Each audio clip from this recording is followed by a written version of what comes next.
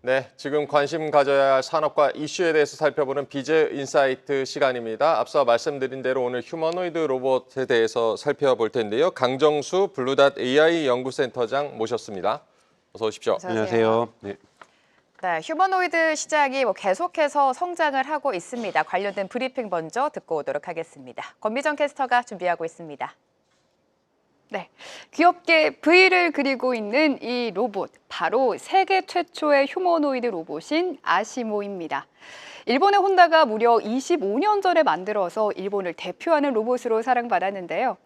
아시모는 2011년까지 7세대 아시모가 나올 정도로 혼다가 오랜 시간 공을 들였지만 최대 1시간의 짧은 배터리, 또 프로그램 되지 않은 행동은 하지 못하는 한계를 보이면서 2018년 혼다는 이 아시모 개발을 중단했습니다. 하지만 AI가 기술적 한계를 하나씩 돌파하면서 휴머노이드 로봇은 다시 세상을 뜨겁게 만들고 있습니다. 이 사람 말을 알아듣고 학습하지 않은 내용도 추론할 수 있는 이 생성형 AI가 휴머노이드를 똑똑하게 만들고 있는데요. 또 동시다발적으로 많은 데이터를 추론할 수 있는 AI가 로봇의 관절과 유압기를 자유롭게 제어를 하면서 휴머노이드의 움직임을 인간처럼 부드럽게 만들고 있습니다. 특히 추론이 가능한 생성형 AI의 개발은 휴머노이드를 정말 인간처럼 만들어주고 있는데요. 지금 보시는 사진은 지난해 3월에 공개된 챗 GPT를 만든 오픈 AI와 협업해 만든 휴머노이드 로봇 피규어 1입니다. 이 사람이 먹을 것 좀 줘라고 하니까요. 로봇이 테이블을 쑥 둘러보고 이 사과를 건네는 모습이 보이고 있는데요. 당시 대중들은 이 사과를 건네는 게 뭐 놀라운 일이냐 말하기도 했지만 이 추론형 AI가 없었다면 인간은 로봇에게 이렇게 긴 명령어를 내렸어야 합니다. 이 사과의 위치, 사과의 형태와 무게, 그리고 사과를 짚는 방법까지. 하지만 이 로봇이 스스로 생각하고 추론하는 생성형 AI가 로봇에게 적용이 되면서 로봇은 먹을 것 좀 달라라는 요청에 이 테이블에 먹을 것이 사과뿐이라 사과를 주겠다 이렇게 답변하면서 사과를 알아서 건네주는 모습이 확인이 된 겁니다. 로봇이 인간의 자유 언어를 이해하게 되고 또 명령되지 않은 행동까지 스스로 하는 모습이 보이고 있는데요. 이 로봇을 개발한 피규어 AI가 지난달에는 더 사람 같아진 로봇을 발명했습니다. 바로 이 두 로봇이 협업해서 스스로 일을 처리한 모델을 개발한 건데요. 이 장을 봐온 사람이 장바구니를 로봇에게 건네주자 이 선반 앞에 있는 로봇 그리고 이 냉장고 앞에 있는 로봇이 물건들을 많이 쳐다보기 시작하는데요. 곧 선반에 넣을 물건과 또 냉장고에 넣을 물건을 구별해서 차곡차곡 넣기 시작합니다. 이 중요한 장면은 이 중간에 있는 사진입니다. 선반에 넣어야 하는 쿠키가 냉장고 쪽에 있자 이 냉장고 앞에 선 로봇이 선반 앞에 있는 로봇에게 이를 건네주는 장면인데요. 또 사과를 담기 위한 그릇을 알아서 건네주는 모습까지 포착이 되었죠. 이 피규어2는 실제 산업 현장에서 이미 투입돼서 시범 운영되고 있습니다. 이 BMW의 미국 공장인데요. 로봇이 금속 차체판을 집어들어서 1cm보다 작은 부품에 끼우는 작업을 하고 있는 장면입니다. BMW 그룹은 시범 운영 결과 이 로봇은 밀리미터 단위의 세밀한 작업도 잘 해내서 사람보다 속도는 4배 빠르고 정확도는 7배나 더 높다라고 했는데요. 아마존도 지난해부터 휴머노이드 로봇 디지트를 물류 현장에서 사용하고 있고요. 그리고 테슬라도 지난해 6월 테슬라 기가팩토리에서 옵티머스 2대를 투입하고 있습니다. 국내에서도 현대차는 올해 연말까지 공장에 휴머노이드 로봇을 처음으로 투입할 계획인데요. 어제 샤오퐁도 휴머노이드 개발에 20조 원을 투자한다는 소식까지 들려주면서 오늘 로봇주 시세 정말 강하게 나오고 있습니다. 점점 더 인간다워지는, 아니 인간을 뛰어넘고 있는 휴머노이드 로봇. 오늘은 그 자세한 이야기 들어보시죠. 네, 오늘 이 시간 통해서 휴머노이드 로봇 시장을 짚어볼 텐데 사실 박사님이 지난주에 나오셔서 이 테슬라에 대해서 굉장히 좀 보수적으로 말씀해 주시지 않았습니까? 네, 테슬라 지금 주가가 많이 좀 하락을 해서 투자하신 분들 굉장히 좀 힘드실 텐데 뭐 긍정적인 뉴스는 없을까요? 우선 제가 말씀드렸던 것처럼 지난주에 테슬라 주가는 더 떨어질 수 있다. 맞아요. 경영진 네. 자체가 사실 테슬라 주가를 신경 쓰지 않고 있는 전략을 지금 취하고 있다라고 말씀을 드렸고 네. 테슬라에 좀 장기 투자하시는 분들은 심리적으로 강해지셔야 된다. 이런 말씀도 드렸습니다. 그래서 지금 이제 미국의 정치 상황이라든지 또는 지금 흔히 말하는 아래 공포라고 하는 네. 경기 침체에 대한 두려움들 이런 것들이 겹치면서 테슬라에겐 이중고로 나타나고 있는 거죠. 지금 모든 테크주들이 내릴 때 내리고 또 어제 반등할 땐 또 같이 반등하는 모습을 보여줬지만 테슬라가 유독 많이 내리고 있는 것은 말씀드렸던 1, 2월 매출이 존재하지 않기 때문에 자동차 네. 기업이 매출이 존재하지 않는다? 이건 치명적일 수밖에 없는 거고 여기가 그 원인들을 갖다가 정치적으로 해석하려는 거죠, 다들. 아, 이게 다 트럼프 도와줘서 그런 거고 바빠서 그런 거고 이런 식으로 해석하다 보니까 낮아질 수밖에 없는데 여러분들 제가 말씀드리고 싶은 건 4월까지는 마음을 단단히 잡으셔야 됩니다. 단단히 잡으셔야 된다는 거고 그리고 뭐 투자라는 건 그렇잖아요. 어떤 믿음을 가지고 투자를 하는 건 아니죠. 팩트를 가지고 투자를 하는 것이고 그럼요. 어떻게 리스크를 갖다가 줄일 것인가가 중요한 거고 내가 어떻게 돈을 벌까가 중요한 것이라고 저는 보고 있습니다. 그래서 저는 지금 현재 R에 대한 공포는 아직까지는 증빙되지 않았던 증빙되지 않고 있는 몇 가지 지표들은 R을 지시하고 있지만 경기 침체가 우리가 정확하게 사전적 정의는 2분기 연속 마이너스 성장을 하는 거잖아요. 네. 그 가능성이 있다라는 것이지 아직까지 한 분기 자체도 R을 정의할 수 없는 리세션을 네. 정의할 수 없는 단계이기 때문에 너무 두려워할 필요는 없다. 하지만 테슬라 주주들께서는 4월 말까지는 그냥 좀 마음을 비우시는 것이 강심장으로. 네. 네. 아니면 벌써 나가셨어야 됩니다. 어. 네. 네. 테슬라에 투자하신 투자자분들은 4월 말까지 좀 마음을 단단히 먹으셔야 된다라고 조언을 해주셨습니다. 지금 뭐 휴머노이드 로봇 시장에 대해서 이제 본격적으로 좀 얘기를 나눠보겠는데 테슬라도 그렇고 메타도 그렇고 지금 글로벌 빅테크들 로봇 경쟁 치열해지고 있습니다. 지금 어느 정도 수준까지 와 있습니까? 우선은 제일 먼저 이제 스타트업을 제외하고서는 우리가 큰 기업에서는 테슬라가 옵티머스로 시작을 네. 했죠. 네. 근데 여러분들 기억하시겠지만 2022년에 테슬라가 옵티머스 시작한다고 했을 때 사람이 옷을 입고 나왔어요. 정말 휴머노이드 로봇이 될까 해서 다들 웃었거든요. 아니 왜 로봇을 안 만들고 옷으로 분장한 배우가 나와가지고 우리는 이런 로봇의 시대를 열 거야 했을 때 다들 웃었습니다. 하지만 여러분들 아시는 것처럼 2022년 이후에 2022년 11월에 챗GPT가 나오면서 AI가 본격적으로 폭발적으로 성장하기 시작하면서 AI와 로봇의 결합. 여러분들이 아셨던 22년 전의 로봇은 다 인간이 프로그래밍한 자율성이 없는 로봇이었다라고 보시면 되는 거고요. 그 이후에 나오는 로봇들은 자율성을 갖는 로봇으로 변했다라고 볼 수가 있습니다. 이런 것을 우리가 휴머노이드 로봇이라고 하는 거고 굳이 휴머노이드 로봇이라고 하는 것은 우리가 자동차 공장이든 일반 공장, 제조 공장이든 공장의 형태를 변하지 않고도 인간이 들어가도록 설계된 곳에 로봇이 들어가기 위해서 인간만한 키를 갖고 있는 170cm의 크기의 휴머노이드로 만들려고 하는 거고 휴머노이드에 대해서 지금 이 사업이 앞으로 미래 산업이다 보니까 우선 포문을 열었던 건 2023년 11월 네. 중국 정부가 우리가 이것으로 국가의 경제를 뒤바꾸겠다. 네. 이러면서 국가 전략으로 세우면서 전기차처럼 키우겠다. 전기차를 어떻게 키웠냐면 여러분 2천여 개의 전기차 기업들에게 중국 기업이 지원금을 줍니다. 그리고 이 기업들이 부도가 나게 내버려 둬요. 부도가 나고 도산이 되면은 요 A라는 기업이 망하면은 이 A라는 기업이 만들었던 기술을 B라는 기업이 팔고 죽습니다. 그럼 B라는 기업이 또 망하면 C라는 기업이 팔고 죽고 이러면서 지금 2천여 개가 100여 개로 줄었고요. 지금 중국 정부는 이걸 15개로 만들겠다는 목표를 갖고 있어요.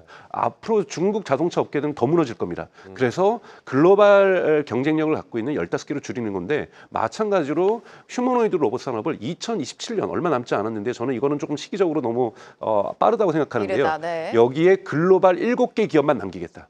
지금도 2천여 개의 휴머노이드 스타트업들을 생태계를 구성하고 지금 투자를 해주고 있는데 7개만 남기겠다. 중국의 입장인가요? 네, 중국의 공식 입장은 7개의 글로벌 리딩 휴머노이드 로봇 기업을 만들겠다라는 거고 여기에 AI 결합되고 있는 거고 여기에 이제 미국의 스타트업들 말고도 빅테크들이 우선 가장 대표적으로는 작년 봄에 이 타이완에서 있었던 행사에 젠슨왕이 엔비디아가 이 사업에 뛰어들겠다 얘기를 했고 올해 CES에서 엔비디아가 피지컬 AI를 선보이면서 코스모스라는 걸 선보이면서 본격적으로 뛰어들었고 구글 또한 작년 12월에 앱트로닉이라는 AI 휴머노이드 스타트업에 투자를 하면서 우리도 피지컬 AI 들어가겠다 그랬더니 올해 2월 달에는 또 메타가 또 우리도 피지컬 AI 들어가겠다 얘기를 하고 그리고 애플도 우리는 대단히 인간적인 휴머노이드 사업에 들어가겠다 얘기하면서 미국의 빅테크들도 뛰어들고 있는 네. 그래서 지금 미중 간의 경쟁이 되게 치열한 양상을 보여주고 있습니다.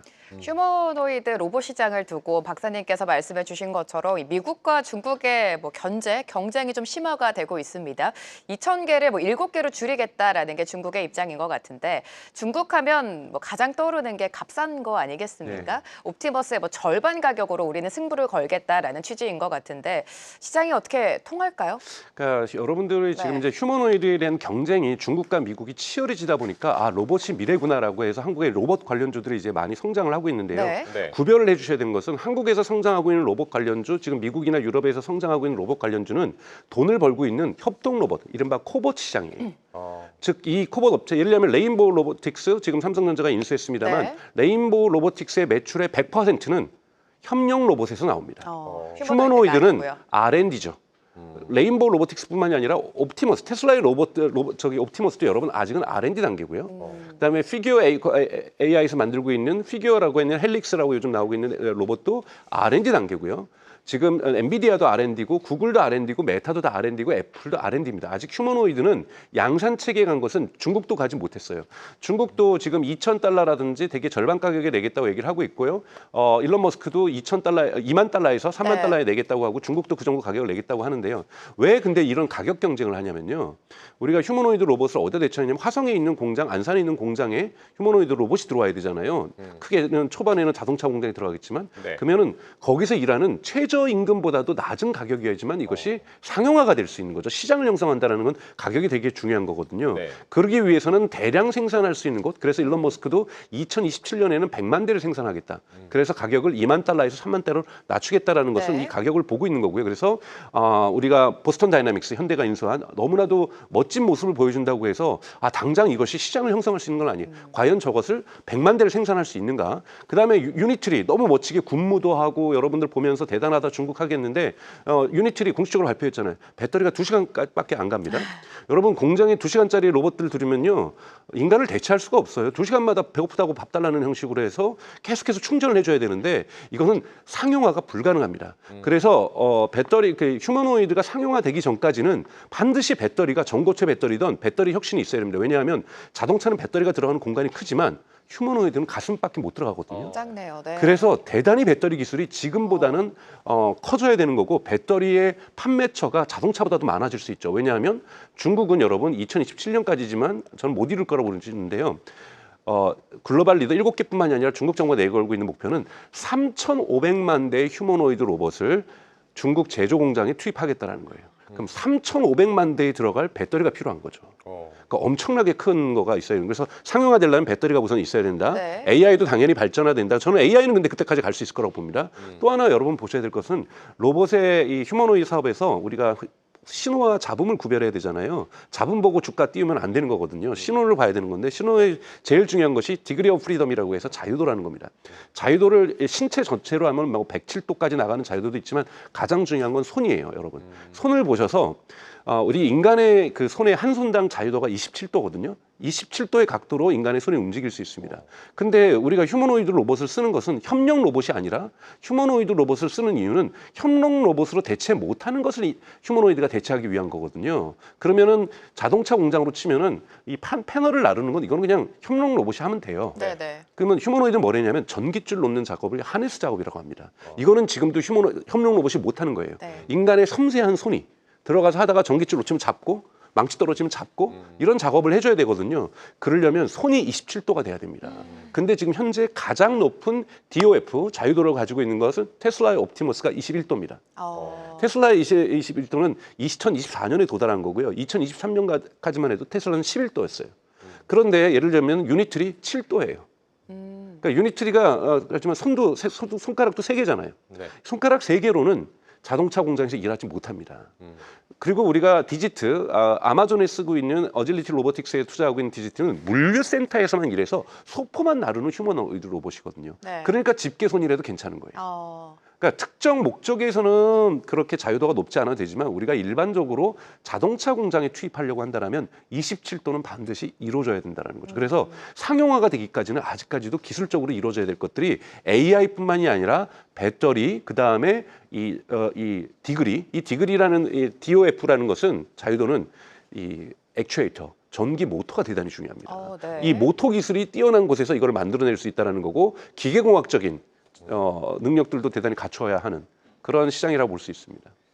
휴머노이드 시장 상용화를 위해서는 결국 대량 생산도 중요하고 배터리 성능 그리고 기계공학까지도 좀 버무려 줘야 될 텐데 네. 국내 기업의 이제 휴머노이드 개발 지금은 어느 정도 수준까지 와 있다고 봐야겠습니까? 그러니까 국내 기업들은 이제 스타트업들도 대단히 많고 있고요. 네. 그래서 스타트업들도 열심히 사실은 2000년도까지 한국도 막 여러 가지를 시도했다가 사실 네. 작년부터 정부가 휴머노이드 사업을 키우겠다고 하면서 스타트업에 대한 투자들도 많아지고 있으면서 스타트업들이 지금 여러 가지 생기면서 많은 시도들을 하고 있고요. 네. 뭐 여러분들 아시는 삼성전자가 대표적으로 레인보우 로보틱스를 사실상 인수하면서 로봇 사업부를 키우고 있는 거고 LG 같은 경우에도 뭐 이 사실은 해외에 있는 로봇을 수입해서 거기에 지능을 도입한다든지 이런 작업을 하고 있는 거고 가장 눈여겨 보셔야 될 것은 현대가 미국의 보스턴 다이나믹스를 인수한 거죠. 그래서 현대 같은 경우는 올해 말까지 네. 현대자동차 공장에다가 보스턴 다이나믹스에서 인수한 이 올 뉴 아틀라스라고 하는 이 신형 모델을 공장에다가 시험 운영해 이것도 R&D죠. 네. 하지만 공장에다가 R&D까지 하겠다라는 것은 가장 앞서 있는 것은 현대자동차의 보스턴 다이나믹스라고 볼 수가 있습니다. 네, 지금 상용화가 되기까지에는 진짜 사람을 대체하려면 2시간마다 쉴 수 없잖아요, 로봇이. 그렇죠. 그래서 배터리가 중요하고 또 이런 세밀한 사람이 할 수 있는 이런 정밀도도 중요하다라고 말씀해 주셨는데 그래도 이 현대차 그룹 생성 거점에 투입된다는 거는 시장에서는 굉장히 좀 의미 있게 받아들이고 있는 것 같아요. 네, 그렇죠. 근데 이제 현대자동차가 그나마 그래도 보스턴 다이나믹스는 여러분 AI가 나오기 전까지는 보스턴 다이나믹스의 그 로봇은 AI에 의해서 작동되지 않았습니다. 인간이 다 프로그래밍해서 작동을 했던 거고 이제 여기에 엔비디아의 AI가 들어가게 되는 거죠. 그래서 현대도 엔비디아하고 협력하면서 보스턴 다이나믹스의 두뇌는 엔비디아의 두뇌가 들어가는 방식으로 해서 이렇게 협업을 해서 네. 빨리 푸는 방법이 저는 훨씬 더 효과적이라고 보고 있거든요. 그러니까 즉 보스턴 다이나믹스의 기계공학적인 능력들 그리고 아까 말했던 자유도를 만들 수 있는 액추에이터 능력들은 보스턴 다이나믹스가 대단히 뛰어납니다. 여기에 엔비디아의 머리, AI가 결합되면서 된다는 의미에서 훨씬 더 시너지 효과가 나면서 저는 빠른 속도로 진행될 거라는 본다는 점에서 현대 보스턴 다이나믹스가 그래도 한국을 대표할 수 있는 AI 로봇, 네. 휴머노이드 로봇 시장에서의 상용화를 그래도 가장 먼저 한국 기업들 중에서는 앞당겨줄 수 있는 기업이 아닌가라고 저는 보고 있습니다. 현대차가요? 네. 현대차가 그래도 휴머노이드 쪽에서는 좀 앞서 있다. 뭐 여러 가지 이제 뭐 얘기를 해주셨는데 지금 이렇게 완성차 업체들 여러 가지 산업들이 있지만 완성차 업체들부터 휴머노이드 로봇 투입 얘기가 나오는 이 배경은 어떻게 봐야겠습니까? 시너지 효과가 대단히 크기 때문입니다. 첫 번째 테슬라가 옵티머스를 하는 걸 하면은 지금 벤츠에서도 그렇고 BMW도 그렇고 이제 현대차가 휴머노이드 사업에 진출한 이유를 알 수 있는데요. 네. 아까 말씀드렸던 자유도를 만드는 데에서 액추에이터라는 것은 전기 모터의 작은 버전이에요. 자동차 전기 모터를 누가 만듭니까? 테슬라는 직접 만들고 있잖아요. 많은 자동차 업체들이 전기차로 전환하면서 전기 모터는 현대도 그렇고 직접 만들기 시작합니다. 그러면 이 전기 모터를 만들었던 기술력을 가지고서 액추에이터를 갈 수가 있다는 거고요. 전기 자동차에서 배터리는 가장 중요한 요소죠. 그러니까 이 배터리 부분들에 대한 R&D, 현대차도 지금 전고체 배터리는 직접 R&D를 하고 있고 상용화를 하려고 하고 있잖아요. 그러면 자신들이 만들었던 이런 배터리를 갖다가 연관 지을 수 있다는 부분에서 마찬가지고 또 자동차가 뭘 합니까, 여러분? 자율주행을 하죠. 네. 자율주행의 이 기술이 FSD가 예를 들면 테슬라의 FSD가 그대로 옵티머스에 들어가는 거고 현대차도 지금 개발하려고 하는 이러한 자율주행 기술이 엔비디아랑 하던 아니면 독립적으로 하던 이것이 다시 아틀라스에 들어가려는 거고 들어가기 때문에 자동차의 자율주행의 두뇌 자동차의 배터리가 휴머노이드의 가슴으로 그리고 자동차가 만드는 전기 모터가 이런 손과 어깨와 무릎의 관절에 들어가는 액추에이터라고 하는 전기 모터로 들어갈 수 있기 때문에 자동차하고 휴머노이드가 가장 이 유사성이 높다고 볼 수가 있습니다. 산업 중에서는. 네, 휴머노이드 시장이 뭐 국내보다는 이제 전 세계적으로 규모가 계속해서 확대될 것이다 이렇게 전망을 하고 있는데 투자자 입장에선 가장 중요한 건 어떤 종목도 어떤 관련주들이 시세를 내주고 있냐 아니겠습니까? 근데 국내 기업 안에서 우리가 휴머노이드 시장이랑 연관 지을 만한 기업이 있습니까? 저는 네. 국내에서 지금 상장된 기업에서 휴머노이드와 연관 지을 수 있는 것은 뭐 지금 현대라든지 삼성의 R&D 차원에서 진행되고 있지만 두 개 외에는 이런 나머지 로봇주들 같은 경우는 휴머노이드하고 관련은 없다고 봐요. 하지만 휴머노이드가 상용화되기 전까지는 최소 3, 4년이 걸릴 수 있습니다. 네. 그 전까지 이 협력 로봇의 그 쓰임새도 대단히 넓어지고 있고 협력 로봇의 코봇이라는 시장도 대단히 커지고 있거든요. 지금 국내에서 지금 흔히 말하는 상한가를 달리고 있는 로봇 관련주들은 대부분 협력 로봇 기업들이죠. 근데 저는 이 성장도 의미 있다고 봐요. 네. 이런 기업들이 여기에서 마진율을 높여내면서 여기에 기술력들을 이용해서 휴머노이드 시장이 들어갈 수 있고 이런 기업들끼리도 M&A 대상이 될 수가 있거든요. 그렇기 때문에 여러분들 코봇을 이끌고 있는 협력 로봇 시장에 투자하는 것도 저는 중장기적으로는 의미 있을 수 있다. 왜? M&A 대상이 될 수 있기 때문이라는 네. 거죠. 그들이 가지고 있는 기계공학적인 능력들이 의미가 있기 때문인 겁니다. 네. 어제 장에 T로보틱스가 사실 상한가까지 가지 않았습니까? 근데 오늘도 상승 추세가 꺾이지 않고 한 두 자릿수의 강세를 이어가면서 사실 휴머노이드보다는 협동 로봇에 좀 집중을 하고 있는 양상인 것 같은데 로봇주 전략을 세울 때 뭐 레인보우 로보틱스를 지표로 삼아서 봐야 된다 이런 말씀들도 많이 나오거든요. 네. 박사님 어떻게 보십니까? 저도 그렇게 보고 네. 있어요. 그러니까 즉 앞으로 그 우리가 항상 투자라는 것은 내가 이 레인보우 로보틱스 투자했다고 해서 나는 여기를 너무 사랑하기 때문에 10년, 20년 가져야 되는 거 아니잖아요. 그럼요. 항상 네. 로봇 산업의 자체가 어떠한 성격 변화를 가져가는 거냐고. 지금은 돈을 버는 건 협력 로봇이고 그리고 대단히 수출도 많이 되고 있고 전체적으로 로봇에 대한 세계적인 수요가 성장하면서 가능하면 이것을 그러니까 제조업에 대한 관심들이 커지면서 협력 로봇의 수요가 앞으로도 커질 거라는 거예요. 이 자체로만으로도 여러분 집중해서 보실 때 레인보우라든지 이러한 T로봇이라든지 이런 데도 저는 되게 중요한 네. 중심점이 될 거라고 보는데 문제는 언제쯤 휴머노이드 쪽에서 브렉스루가 생길 것인가. 아, 브렉스루가 생기려면 여러분 지능도 피지컬 A만으로는 해결되는 건 아니거든요. 피지컬 AI라가 FSD 같은 자율주행 기술도 결합돼야 되고요. 여기에 트랜스포머 모델 같은 것들도 결합돼야 되고 디퓨전 AI라고 해서 이미지를 분석하는 AI도 결합돼야 되고 복잡하네요. 네. 대단히 많은 AI들이 병합되면서 2026년 또는 2027년 정도에는 여기에서 흔히 말하는 돌파구들이 저는 생길 거라고 보고 있어요. 그때 그리고 반도체 배터리도 그쯤 돼야 돌파구가 생길 거라고 보고 있기 때문에 다만 2027년부터 휴머노이드가 양산되기 시작한다면 협력 로봇의 주가는 빠질 가능성이 높습니다. 그래서 휴머노이드 시장이 본격화되는 것은 시금석을 보셔야 될 것은 우선 지금 약속하고 있는 건 대량량 생산하는 것은 중국과 지금 미국의 테슬라죠. 그렇기 때문에 테슬라가 옵티머스를 올해 약속을 뭐 1000대에서 2000대를 갖다가 생산한다고 얘기를 했어요. 네네. 과연 1000대, 2000대를 생산하는 것 저는 2026년으로 지연될 수도 있는데 가장 보셔야 될 것은 지금 휴머노이드 모든 휴머노이드도 그렇고 테슬라도 그렇고 손으로 만드는 겁니다. 그러니까 대량 생산이는 프로덕션 라인에서 만드는 게 아니거든요.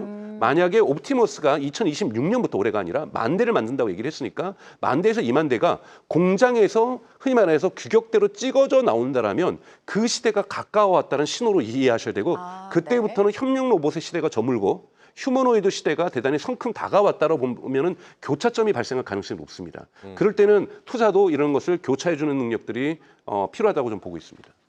투자도 교차해주는 능력이 필요하다. 그렇다면 이제 우리가 미래를 보고 이제 투자를 할 때 어떤 좀 혁신 기업들 좀 주목을 해야 될까요? 혹시 어떤 한국의 기업을 말씀하실까요? 네. 미국의 기업을? 한국도 그렇고 그렇고요. 미국도 네. 그렇고요. 그러니까 지금 가장 뭐 여러 기업들이 지금 미국의 빅테크들도 계속해서 피지컬 AI라고 하는 것은 이제 로봇이 가상으로 우리가 여러분들 넷플릭스 아니죠. 하여튼 영화에서 보면은 막 혼자 저기 사이버 공간에 가가지고 무술 연습하듯이 그러면 실제 공간에서 막 그 무술을 잘하는 것처럼 네. 로봇도 이제 그렇게 연습을 시작하겠다는 게 피지컬 AI거든요. 네. 그리고 또 하나 이러한 피지컬 AI를 만드는 것은 플랫폼을 만들 거기 때문에 엔비디아라든지 구글이라든지 메타는 관심 가지셔야 되는 거고요. 그리고 이제 두 번째는 토르 컴퓨팅 칩이라고 토르 칩이라고 해서 네. 이 모든 로봇에 추론 칩이 들어가야 됩니다. 그러니까 인터넷에 연결되지 않더라도 10대 20대가 움직이는데 무엇으로 통신하기 위해서 전기줄로 통신하지는 않을 거 아니에요. 그러면 여기서 이 AI가 추론하기 위해서는 여기에도 칩이 들어가야 됩니다. 그러면 우리 한국으로 치면 퓨리오사 같은 이 아직은 상장하지 않았지만 이러한 이 AI 칩들, 즉 NPU 칩들, 추론 칩을 만드는 기업들이 미국 같은 경우는 세레브레스라든지 그다음에 그룹도 있고 이런 것들도 다 상장하지 않았거든요. 곧 이런 NPU 칩들이 상장할 가능성들이 높고요. 이런 NPU 칩들은 전체적인 AI에 우리가 지금 쓰고 있는 AI뿐만이 아니라 이 휴머노이드에도 엄청나게 들어갈 수 있다. 예를 들면 3,500만 대가 중국에 깔린다라면 중국 같은 경우에도 여기에도 다 추론칩이 들어가야 되는 거고 미국도 한 3천만 대를 만든다면은 추론칩이 들어가야 된다는 거고요. 그래서 이러한 자동차 시장보다 한 30배 규모로 성장할 거라 보는 휴머노이드 시장에서 여러분들 이 추론칩 시장도 함께 보시는 것도 대단히 중요하다고 말씀을 좀 드리고 싶습니다. 네, 휴머노이드 로봇 시장이 본격 상용화되기까지 배터리, 추론칩, 그리고 모터, 기계공학까지 여러 가지 이제 산업 분야의 혁신이 필요하다는 점도 투자에 참고하시면 좋을 것 같습니다. 오늘 블루닷 AI 연구센터 강정수 센터장과 얘기 나눠봤습니다. 고맙습니다. 고맙습니다. 계속해서 다양한 경제 이슈를 알고 싶다면 구독과 좋아요, 알림 설정 부탁드립니다. AI 캐스터 권미정이었습니다.